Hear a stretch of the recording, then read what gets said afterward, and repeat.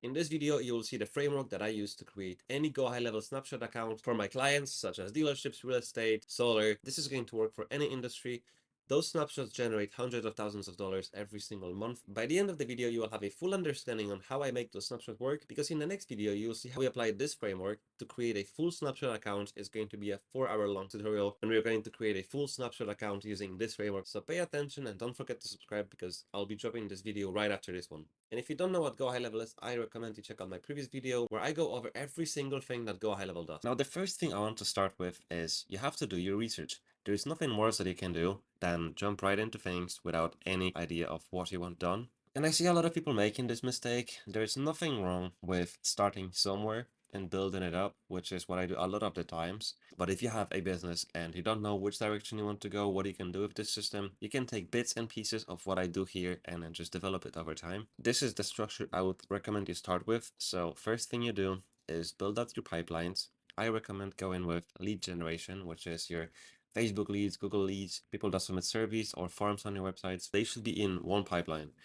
And the reason for this is you're able to see at which point do they actually fall out, where is the leak in the funnel. So for example, if you have a lot of people submitting surveys and not so many responding, there is a gap here. So by having something like this, you'll be able to tell that this is what you need to work on. And without it, you're kind of walking in the darkness and you don't really know what the problem is. The next thing in here is lead progress. So at the end of this pipeline, as you will see later on, is going to be something along the lines of lead ready to progress or lead one. And depending on the nature of your business, you're going to have a second pipeline, which is called the lead progress. And in here, it can be something like sending documents, waiting for shipment, purchase, referral, anything with the lead after they are considered one. The last pipeline is database reactivation, and I like to keep this thing separate because a lot of you guys and a lot of my clients already had businesses going on for years. And so if they have a database of 100 people, 1,000 people, and just put them in one place, and that gives you a great opportunity to split test any kind of offers you have, referrals, and that way you will have clear data on what works on already warm traffic. Opted-in customers, referrals, it's a great place to test out things for your marketing. The next thing you've got is custom values, custom fields, trigger links, and tags. If you don't know what those are, watch my previous video, because in this one, I'll be going over tech stuff, so you should probably know what each one of those means, because I'll not be explaining it as much in depth as in the previous video. And the reason we start with those is we need to have those set up before we actually jump into automations. In automations, we are trying to make the whole process for the customer as personalized as possible. It's not a good practice to make stuff up on the spot. It's much better to know what information we have on the lead already, what information they expect from us, and to be able to track all of this stuff using trigger links and tags. Not to mention custom values, which if we are signing emails or signing SMS, we don't want to go back to it and change it 100 times in 100 places because it's just inefficient. That's why it's very important to set those as one of the first thing you've got here. After this, we're going to move to forms and surveys, which again, I would highly suggest that you know what questions you want to be asking them in what format. After you've got forms, you'll be able to put those forms in calendars, not before. And I would suggest that you make calendars for phone consultation, appointment, and obviously nature of your business can make you another calendar.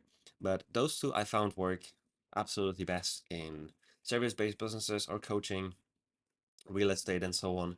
So first thing you want to do is have a phone consultation, and after that you want to have in-person appointment or you want to have Zoom appointment.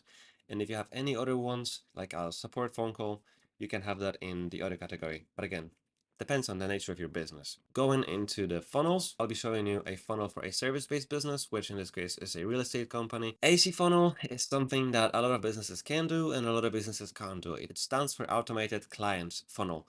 And how it works is, instead of running ads for leads, you run ads for customers. And I'll be making a separate video on this. If you're interested, let me know in the comments. How it works is, instead of making short ad copy and short landing page, we are making an absolute paragraph of ad copy and a Bible of a landing page where customers can nurture themselves. If someone reads through, let's say, 15 pages worth of text on your landing page, they are actually going to buy and convert.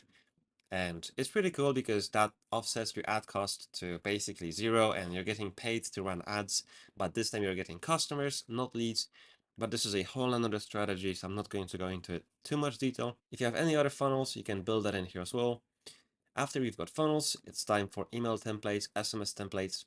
and have that stuff built out prior to this, because we will be putting those in the automations. I'm not going to build out actual text templates and email templates. I will be putting placeholder emails in this, so I'm not going to waste time on it. Now, the juicy part, automations. This is going to vary business by business so much that it's impossible to make it a general. However, I've tried my best to put things that I found work across all the accounts. So first thing you start with is lead generation. Facebook, Google, TikTok, anything else you're running ads on, we have to make an introduction messages, nurturing messages for those people that come through, anything that tracks them. After that, second thing you want to have is notifications. You want to have client and third party. So if you're an agency, you want your client to be notified, but you also want to have your team to be notified. Let's say you have a call center. There has to be communication between each one of those two. After that, we've got nurturing, which we are going to be split testing.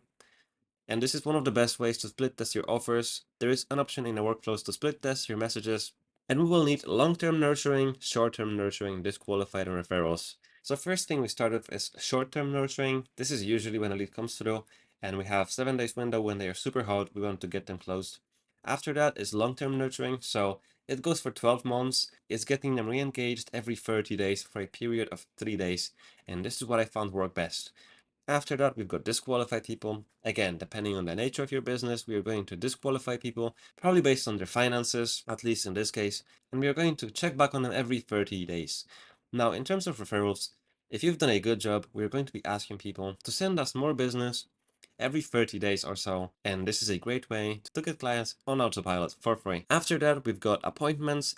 You want to have 4 options in here really. It's after appointment, did you have a show? Did you have a sale? Did you have no show, no sale? Did you have disqualification? And based on this, there's still ways to retrieve business or get more business from those. Going above the last 3, which is AI Manager, Reporting, and Other. Starting with AI Manager. As you can see in here, we've got AI chatbots, AI voice agents. Their job is to save you so much time, you will be able to actually grow your business.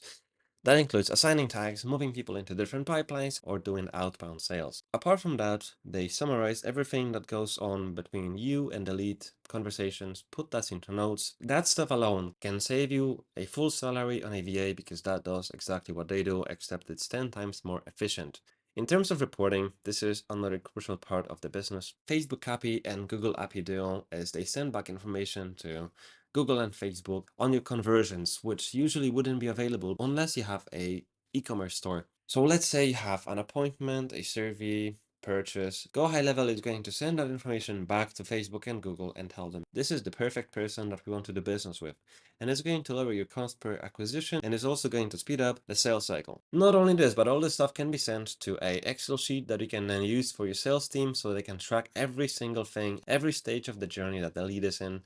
And it's going to speed up your process in terms of training staff members and keeping tabs between 2 different CRMs. Fully generate comprehensive marketing reports where you can see where your ad spend goes, what campaign, what ad set, what ad, even what headline, all that stuff then gives you insight, which matters quite a lot if your budget is in thousands of dollars in a month. Last but not least, in the reporting tab, we've got calls, SMS, response rates, and trigger links. Those 2 alone will let you know what offers are working best, what people are opening on your SMS, and that goes for newsletters, that goes for one-time offers, that goes for your coaching.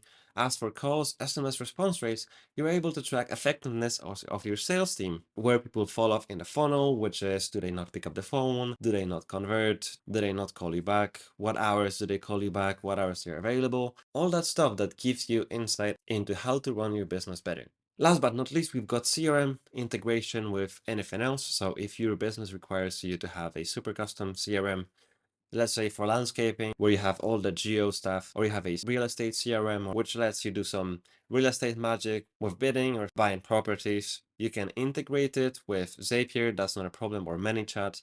You can send estimates, you can send e-signatures, you can collect payments through this, and based on it, you can have a set of other automations. Like I said, all that stuff is super custom, and those 3 alone is probably around 5 or 6 hours worth of separate tutorials, so I'm going to put those in my community. If you want to join the community, I'll put a link in the comments and you can learn and talk to other business owners that use this software and exchange business expertise so we can all grow in a community.